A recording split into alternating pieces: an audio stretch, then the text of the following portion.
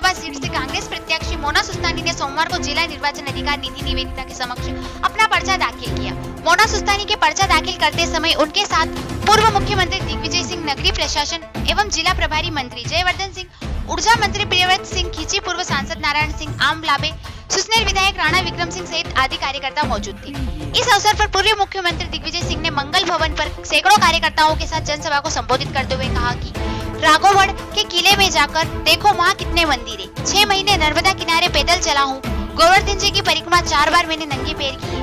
एकादशी का व्रत करता है और कहते हैं कि मैं हिंदू विरोधी हूँ। देश का एक भी शंकराचार्य इनके साथ नहीं है। फर्जी शंकराचार्य बनाए हुए हैं। राजगढ़ से संवाददाता मुकेश सक्सेना की रिपोर्ट। काला जाना जाएगा, इतना काला जाना जाएगा कि हर खाते में 15-15 लाख रुपए जमा हो जाएंगे। कहा था कि नहीं कहा था?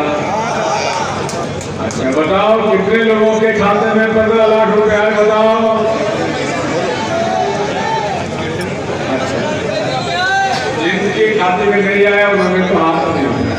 मैं कहता हूँ भाई एक आध तो आया होगा कि जिसके खाते में, सुनो ध्यान से, जिसके खाते में 15 लाख रुपए मोदी जी ने भेज दिए हो तो आप उठाओ। एक आध आपकी है क्या? अरे उल्टे ले लिए राजा साहब, उल्टे तो पैसा कट गया।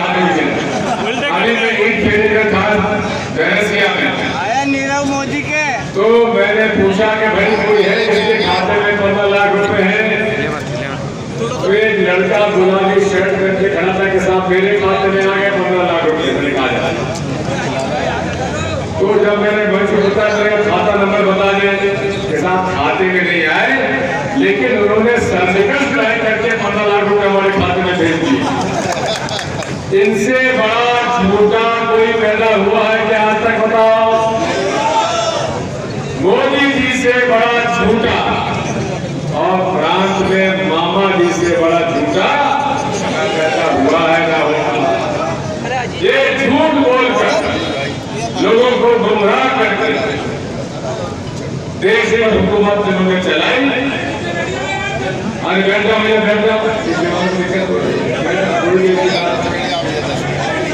नोटबंदी में आपने खुद का पैसा, और मोदी जी मुस्कुराते कहते हैं कि आज की रात से आपका पैसा जो है रद्दी का कागज हो गया। मोदी जी, ये आपकी कमाई का पैसा था क्या? ये हमारी कमाई का पैसा था, गरीब मजदूर का पैसा था, जिसको आपने रद्दी बना दी।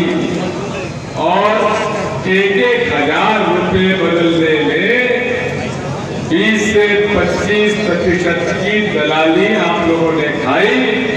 1,000 रुपए का नोट बताओ कितने में मिला? नए नोट कितने मिले बताओ? 50% में। तो यहाँ तो कुछ दलाली ज्यादा चल गई राजगढ़ में। अमित शाह ने दलाली ली 32 से 40%, लेकिन लगता है रोडमल नागर जी ने तो 50% मामला मारा है। गांधी जी ने करी और कांग्रेस पार्टी ने करी।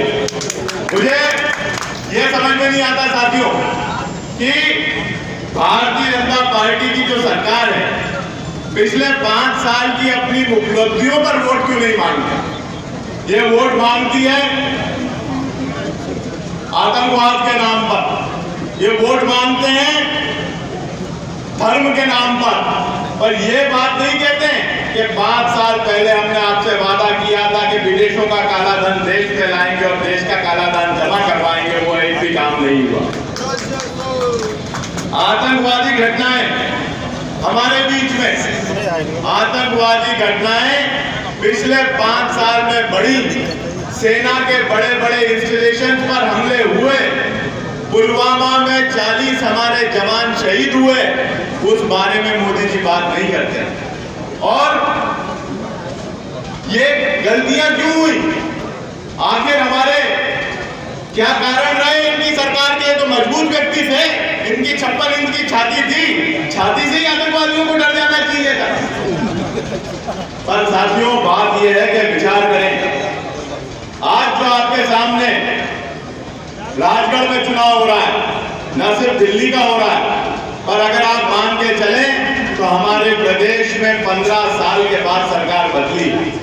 मेरे पूर्व वक्ता ने आपसे कहा, आदरणीय जयवर्धन सिंह जी ने, कि भारतीय जनता पार्टी के लोग एक ही प्रचार करने में लगे हुए हैं कि कांग्रेस ने झूठ बोला, कांग्रेस ने किसानों को ठगा। मैं पूछना चाहता हूं कि आप 15 साल तक राज में थे और हमारे 60 दिन कांग्रेस की सरकार को हुए। आपने 15 साल में एक किसान की एक सुई के बराबर जमीन का कर्जा माफ किया क्या? एक मामा ने कोई एक किसान का कर्जा माफ किया 15 साल में? अगर हमने 2 महीने में 40% से ज्यादा किसानों के खाते में राशि डाल दी तो हम कैसे झूठे हो गए?